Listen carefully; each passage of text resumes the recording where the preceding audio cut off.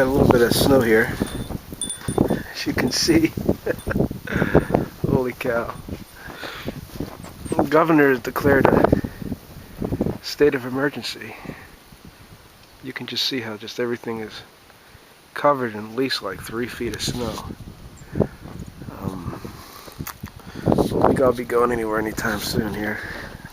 Tried to do some shoveling, but I just realized I'm not in shape like I used to be when I was a younger man. I got some of it done at least. As you can see, it's just absolutely beautiful and gorgeous out here. There's no question just amazing this is. Everything's white. I'll go out this way.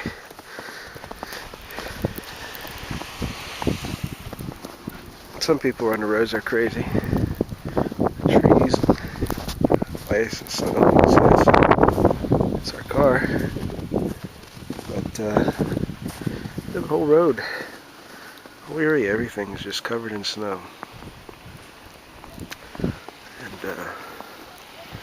my attempts at shoveling, I managed to clear a small spot out, which isn't going to do me much good. I don't know what I'm going to do about all this, but it's as tall as I am. It's up to my knees.